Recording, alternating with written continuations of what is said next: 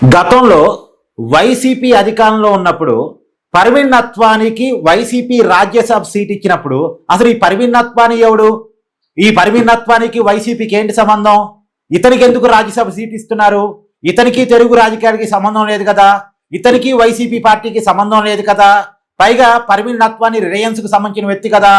Reliance వాళ్ళు రాజశేఖర రెడ్డిని ఏదో చేశాడు అనే అనుమానం వైసీపీ అప్పట్లో లేవనెత్తింది కదా. మరి ఇలాంటి వ్యక్తికి ఎందుకు రాజ్యసభ సీట్ ఇస్తున్నారు? ఇలా ఎవ్వరూ అడగలేదు. ఎందుకంటే అడిగితే జగన్ జైల్లో పెట్టించి కొట్టిస్తాడనే భయం. కానీ ఇప్పుడు చూడండి, లింగంనేని రమేష్కి జనసేన రాజ్యసభ సీట్ ఇవ్వగానే లింగంనేని రమేష్కి జనసేనకి ఏంటి సంబంధం? లింగంనేని రమేష్ చంద్రబాబు ఏజెంట్ కదా, అతను టీడీపీ కదా అని ఇష్టం వచ్చినట్టు రాస్తున్నారు. ఇప్పుడు లింగంనేని రమేష్ ఏ పార్టీయో వీళ్ళు డిసైడ్ చేస్తారు. లింగంనేని రమేష్ జనసేన అవునో కాదో పవన్ కళ్యాణ్కి తెలియదు, లింగంనేని రమేష్కి తెలియదు, కానీ వైసీపీలో తెలిసిద్ది. ఏంటి విచిత్రమైన? అసలు తెలుగు రాజకీయాలతో సంబంధం లేని రాజశేఖర్ రెడ్డి గారిని చంపిన కుట్రలో ఉన్నారు అని అనుమానం వ్యక్తం చేసిన రిలయన్స్ కుటుంబానికి సంబంధించిన పర్వీన్ నత్వానికి రాజ్యసభ సీట్ ఇవ్వడం కరెక్ట్ అట?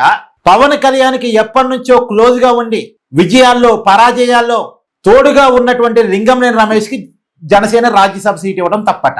ఇప్పుడు లింగంనేని రమేష్ ఏ పార్టీయో వైసీపీ డిసైడ్ చేసిద్దా? లేదో సాక్షి మీడియా డిసైడ్ చేసిద్దా? వైసీపీ సోషల్ మీడియా డిసైడ్ చేసిద్దా? జర్నలిస్ట్ సాయి డిసైడ్ చేస్తాడా? మూర్ఖత్వం కాకపోతే ఏంటిది? పిచ్చితనం కాకపోతే ఏంటిది? సో పవన్ కళ్యాణ్కి ఎప్పటి నుంచో తోడుగా నీడగా కష్టాల్లో నష్టాల్లో బాధల్లో ఉన్నటువంటి లింగంనేని రమేష్కి జనసేన రాజ్యసభ సీట్ ఇచ్చింది.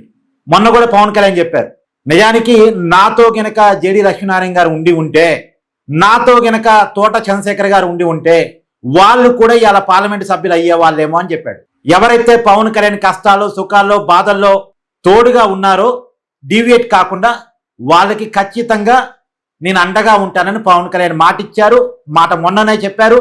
ఆ మాట ప్రకారమే లింగంనేని రమేష్కి రాజ్యసభ సీట్ ఇచ్చారు. Any doubts?